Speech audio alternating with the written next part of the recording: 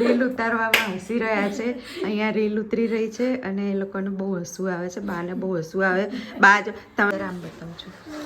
અને મન જો અહીંયા જમવા બેસી ગયો છે અને મને એને મન જો શોધી રહ્યો છે અને મન ખાય ને એટલે બધું બગાડે છે બહુ, કેમ કે એને આવડતું નથી હજુ ખાતા. છે તડકે બેસવા ને મન.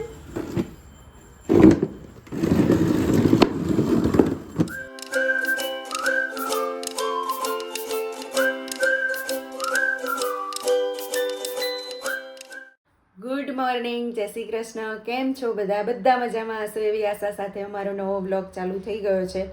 અને અહીંયા જો મેં કીધું એ પ્રમાણે હું છે ને પહેલાં કેમેરાથી બ્લોગ ઉતારતા હતા. મીત ઉતારી આપતો હતો અથવા કિસ્સુ ઉતારી આપતી હતી. અને હવે મેં નવો ફોન લીધો છે એટલે હું જાતે પણ બ્લોગ ઉતારી શકું. અને હજુ શીખી રહી છું, મને આવડતું નથી પણ શીખવું તો પડશે. હવે આ બધું કામ ચાલુ કર્યું છે એટલે શીખવું તો પડશે.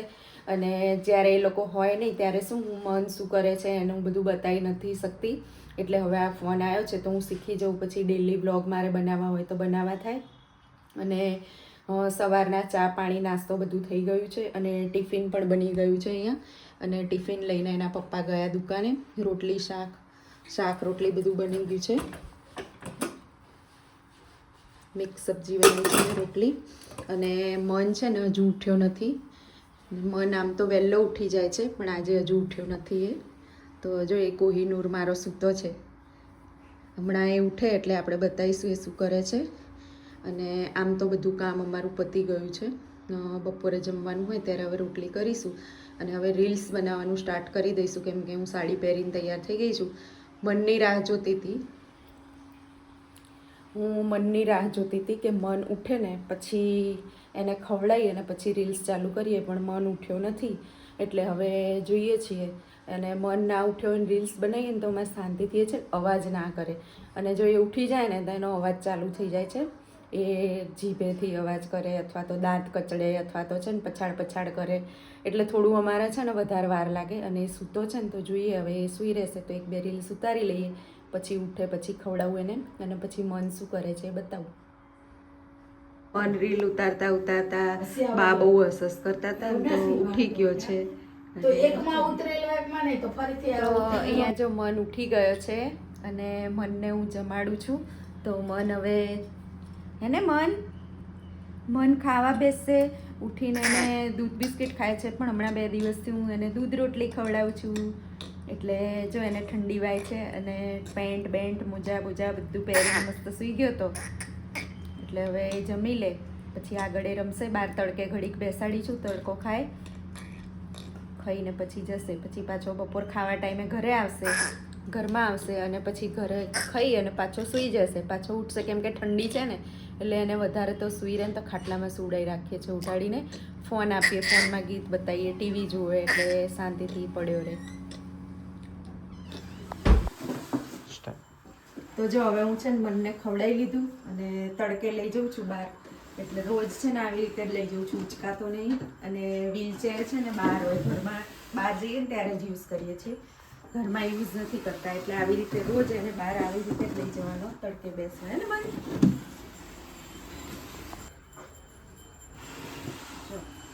બનાવી ગયો છે તડકે બેસવા. ને મન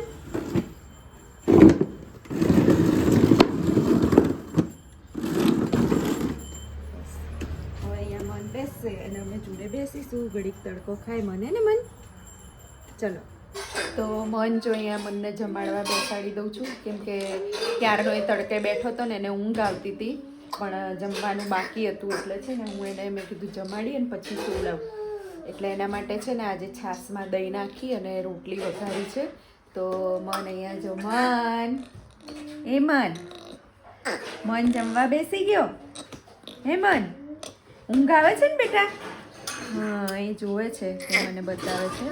અને જો મન જમી લે ને પછી મન સૂઈ જશે. અને અમારે આજે જવું છે બહાર, પછી હમણાં જઈએ એટલે બતાવું, કેમ કે મીત ઘરે હશે અને બા પણ ઘરે હશે એટલે મન એ લોકો જોડે રહેશે, સૂઈ જશે. અને અહીંયા જો ગોલુ શું કરે છે? हाँ गोलू खेल रहा है और उसको ABCD अच्छी आती है, फिर पोयम आती है ना, और गोलू तो है ना गुड बॉय हो गया, अच्छा लड़का है, बहुत अच्छा है, तूफान भी नहीं करता है ना गोलू.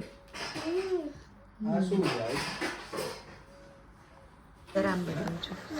અને મન જો અહીંયા જમવા બેસી ગયો છે અને મનને એને મન જો શોધી રહ્યો છે અને મન ખાય ને એટલે બધું બગાડે છે બહુ, કેમ કે એને આવડતું નથી હજુ ખાતા. આમ તો સુવડાઈને ખવડાવીએ ને ત્યારે, નહીં હવે હું એને બેઠા બેઠા ખવડાવું છું, ભલે બગાડતો હોય. અહીંયા જો આ બે રીલ ઉતારવામાં હસી રહ્યા છે. અહીંયા રીલ ઉતરી રહી છે અને એ લોકોને બહુ હસવું આવે છે, બાને બહુ હસવું આવે. બા જો તમે બધા કહો છો ને બાને રીલમાં લો, પણ બા જોડે કામ લેવું એટલે લોઢાના ચણા ચાવવા જેવું છે, કેમ કે અમારે બાને હસવું બહુ આવી જાય છે. બા થોડાક દિવસ રોજ ઉતારશે, રોજ રોજ ઉતારે ને તો હસવું ન આવે, ક્યારેક ક્યારેક ઉતારે ને એટલે હસવું આવે. અને રોજ નોર્મલ સીન લઈ લેવાના અહીંયા. તો મિત્રો અહીંયા જો અમે જમીને પરવારીને ફ્રી થઈ ગયા હતા અને હવે વાગ્યા છે રાતે 11 અને બધું કામ રસોડામાં કમ્પ્લીટ પતાવી દીધું છે, કેમ કે સવારે પછી ટિફિન કરવાનું હોય તો વાસણ ને બધું પડ્યું હોય તો સવારે બધું આડું આવે, એટલે અત્યારે રાત્રે જ બધું પતાવી દીધું. અને કામ કરવામાં જો મન તો એને સૂઈ પણ ગયો છે. આજે બપોરે હું હતી નહીં ને તો એ સૂતો નહોતો ને થાકી ગયો છે એટલે એ સૂઈ ગયો છે અને પથારીને એવું થઈ ગયું છે. પણ જો મન અત્યારે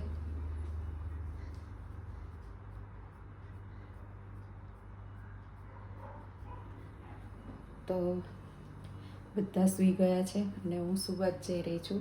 પણ મારા બ્લોગનો એન્ડ કરવાનો બાકી હતો અને આજે આખો બ્લોગ મેં જાતે ઉતાર્યો છે અને સવારથી બધું થોડી ક્લિપ લીધી હતી કે મને જેવું ફાવે એવું મનને ખવડાવતી હતી. ત્યારે કદાચ મનનું માથું સરખું નહીં આવ્યું, કેમ કે મને હજુ છે ને ફાવતું નહીં કે કેટલે રાખું તો મનને વ્યવસ્થિત દેખાય, એટલે ધીમે ધીમે હજુ સેટ થઈ જશે. પણ આજનો મારો પહેલો વ્લોગ મેં આખો જાતે ઉતાર્યો છે, તો કેવો ઉતર્યો છે તમે બધા કહેજો, કોમેન્ટમાં જણાવજો.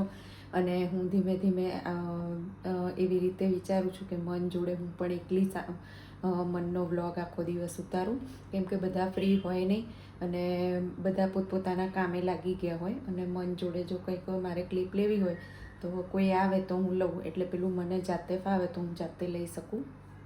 તો બસ અહીંયા જ મારા બ્લોગનો એન્ડ કરું છું.